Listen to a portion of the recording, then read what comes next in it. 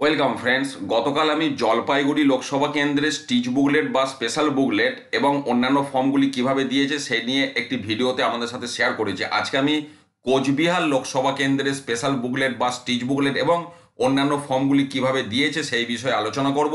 তবে সরাসরি আলোচনায় যাওয়ার আগে আমি ধন্যবাদ জানাবো মাননীয় বিকাশ সাহা মহাশয়কে, যিনি কোচবিহার লোকসভার 3 নম্বর কোচবিহার উত্তর বিধানসভার একটি বুথে শান্তিপূর্ণভাবে ডিউটি পালন করে বাড়ি ফিরেছেন এবং উনি এই সমস্ত তথ্য শেয়ার করেছেন আপনাদেরকে দেখানোর জন্য।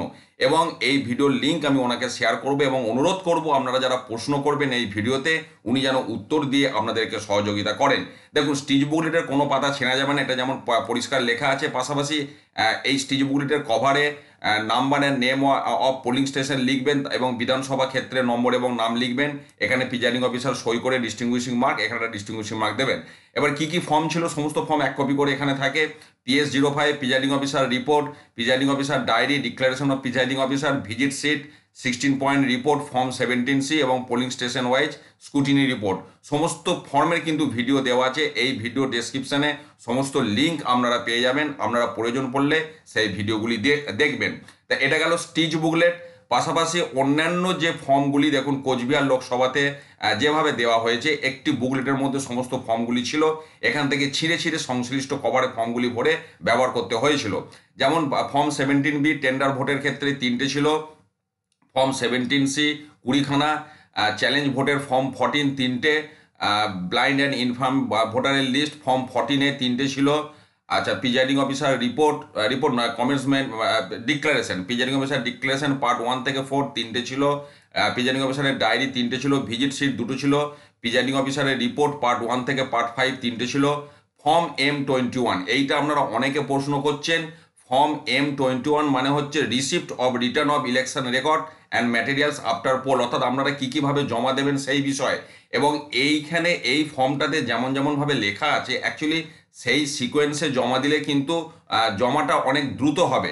এবং এই মুহূর্তে দেখুন এই ভিডিওর ডান দিকে ওপরে ফর্ম M21 ফিল আপের একটি ভিডিও লিঙ্ক আপনারা দেখতে পাবেন। প্রয়োজন পড়লে সেই ভিডিওটা আপনারা অবশ্যই দেখে নেবেন। এটা 3টে দেওয়া থাকবে। আচ্ছা, পোলিং এজেন্টদের এজেন্ট মুভমেন্ট সিট এন্ট্রি, আচ্ছা এজেন্ট মুভমেন্ট সিট 3টে, এন্ট্রি পাস 20টা, ব্লাইন্ড অ্যান্ড ইনফর্ম ভোটারের ডিক্লারেশন 10টা। আচ্ছা, চ্যালেঞ্জ ভোট যদি হয় তার একটা বই, যে বইতে 10টা পাতা থাকবে। টেস্ট ভোটের ডিক্লারেশন 10টা থাকবে। এসডি লিস্টের ডিক্লারেশন, এসডি ভোটারদের ডিক্লারেশন 10টা। চ্যালেঞ্জ ভোট হলে পুলিশকে হস্তান্তর করা সেই চিঠি 5টা। 18 বছর সন্দেহ হলে সেই ভোটারদের ডিক্লারেশন 10টা।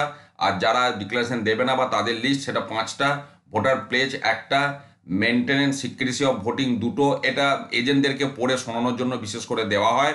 PS05 3টে, প্রোফর্মা অফ চেকলিস্ট, বিভিন্ন চেকলিস্ট দেওয়া হয় ফর্ম 17-এর সাপেক্ষে। এখানে বলা হচ্ছে রেজিস্টার অফ ভোটারে, এটাও 2 কপি। চেক মেমো, প্রিজাইডিং অফিসার কী কী জিনিস দেওয়া হয়েছে সেই চেক মেমো 1টা। নোটিশ পোলিং এরিয়া, আপনার বুথের ঠিকানা নির্দেশ করা 5টা। Account of entry pass polling agent, এটা একটা ফর্ম, এই ফর্মেরও ভিডিও দেওয়া আছে, আপনারা দেখবেন, সেটা 2 copy. Report on visually impaired voter 2 copy. SD list, সেটা 2টো। আচ্ছা, অ্যাবস্ট্রাক্ট স্টেটমেন্ট, এটাও আমার ভিডিও দেওয়া আছে, সরি, এটাও 2 কপি। মাইক্রো অবজারভারের রিপোর্ট, যদি মাইক্রো অবজারভার আপনার বুথে থাকে তাকে এই ফর্মটা ফিল আপ করতে হবে, 4 কপি। এছাড়া সাইনেজের মধ্যে দেখুন male female exit entry, presiding officer, polling officer, voting compartment, no smoking, mobile phone prohibited, polling agent, help desk, voter assistant booth, এই ধরনের আপনাদের বিভিন্ন রকম মানে জিনিস যেগুলো বুথের বাইরে এবং ভেতরে চেটাতে হবে সেইগুলি দেওয়া থাকবে এবং প্রত্যেকটা 2 কপি করে দেওয়া থাকবে, এখানে পরিষ্কার দেখতে পাচ্ছেন।